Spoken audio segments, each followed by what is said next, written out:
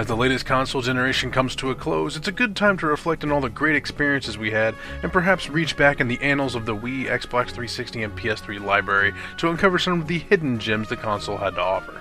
There were a lot of games this generation that were solid and fun experiences that simply didn't get their due. Games that for one reason or another flew under the radar of a lot of people and in many instances were a commercial flop.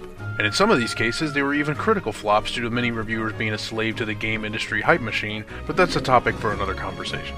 For this particular piece, I'll be delving into some of my personal favorites for the Xbox 360, PS3, and Wii generation. The first game on today's list is Nier. Nier is a game with its fair share of frustrating problems, but the good far outweighs the bad in this expertly crafted Square Enix joint. It's odd that Square Enix kind of just swept this game under the rug for its US release, despite it being one of the most unique and well-written games they've produced in a very long time. In Nier, you take the role of an aging man who is just trying to get by in this violent and savage world, while trying to provide for his daughter who is ailing from a chronic illness. Along the way, you'll be joined by some rather colorful characters, including a talking book, an animated creepy doll, and a scantily clad foul-mouthed lady that has a few secrets of her own. As diverse and colorful as the characters can be, the game has just as much variation in its gameplay. Nier channels hints of God of War, Monster Hunter, Legend of Zelda, the shmup genre, and even a few others that I'll leave as a surprise for those who heed my words and actually give the game a shot. Like I said before though, Nier is not without its frustration, the biggest of which is likely the camera system. Your physical attacks always go in the direction that the main character is facing, while your magic attacks always launch in the direction that the camera is facing. Also, there isn't really a decent lock-on system, so many times you'll be waylaid by an off-camera baddie just when you reach the max charge on a spell you were saving. A more specific word of warning though is that there is a quest that requires you to fish at a very specific location, but not the one that you were given the quest next to. Just make sure you follow your map to the objective waypoint rather than just fishing where it feels natural. Seriously, the difference of a few yards on this quest can mean the difference between being able to complete the mission and feeling totally confused on why the game won't progress. Those complaints aside, the game is without a doubt worth your attention if you enjoy a game with great characters, fantastic story, and the lost art of subtext and subtlety in your game narrative.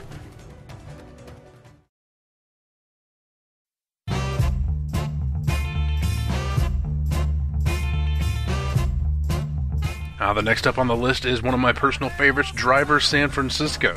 I, like many other gamers, overlooked the next game on our list and initially dismissed it as just another driving game where you do driving game stuff. Racing, demo derby, and time trials, and other such driving tropes and cliche game modes. And then I actually took the time to play the game and experience what it had to offer. Driver San Francisco is one of those great games that reminds you never to judge a book or a game by its cover. You take the role of a detective named Tanner in a modern-day San Francisco. Even though the setting is modern, the presentation is in a classic 1970s detective show style like Starsky and Hutch.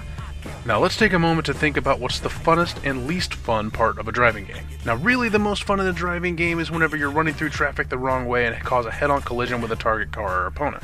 Now the least fun is whenever you're trying to drive to a destination with speed and accuracy, only to run into something that brings you to a dead halt. In Driver San Francisco, you do a whole lot of the first one and almost none of the second. You see, Tanner has this crazy ability to be able to leave his physical body and then astral project himself onto another person who is also driving a car. So if you're chasing down a target and accidentally slam into a guardrail, losing all of your momentum, then you can simply project out of the car and into another one nearby that is already going full speed. It's difficult to articulate the fun factor to be had in this mechanic, but I recommend that you just take the game for a spin and see what you think. It really is a blast. Sure, you spend the entire game behind the wheel of the car, but that's kind of what you'd expect from a game called Driver. Just please don't judge the game by its incredibly poor and misleading marketing material.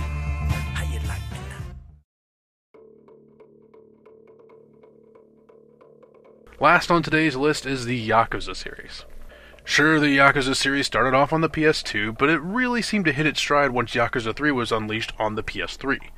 No reason to worry about not knowing the story though, as the games feature a handy video series that always recap what happened on the previous installments of the game. Now, there are a few important caveats to keep in mind with Yakuza. One is that the game's voice acting is all in Japanese, and honestly that feels pretty natural since that's where the game takes place. The second is that you should be prepared for some rather lengthy cutscenes. Nothing quite as bad as the Metal Gear Solid 4 variety, but there are still some pretty long-winded conversations to be had in this game. All that aside, there's simply no compare when it comes to the incredible detail that the developers put into the game. The storefronts and buildings look believable and diverse, there are dozens of side activities to keep you amused, and the main story itself is fairly engaging, assuming you don't mind reading all those subtitles. And for all you Shenmue fans out there that keep whining and whining about wanting another game of that ilk, stop your complaining. Yakuza more than fits that bill. Plus there is this awesome failure screen whenever you fail the massage parlor minigame in Yakuza 4. The main draw of the series is without a doubt the visceral and wince-inducing combat. There are plenty of animations that will cause you to audibly groan in sympathy pain. Now I haven't played Yakuza Dead Souls yet, so I can't comment on the quality of that particular title, but if you ask me what I think about the idea of having zombies in the Yakuza universe, I would definitely have to say hell yes. While the story does tend to become a little more convoluted with each entry into the series, the overall quality of the games definitely improves with each installment, and is worth your attention if you find yourself looking for a new kind of gameplay experience. You could certainly do a lot worse. Alright, that's all for this episode of Sleeper Gems. I'd love to know what you guys think about it though. If you'd like to see another one of these, or if you agree, disagree, or would like to see a particular game mentioned next time I decide to do one of these, please let me know.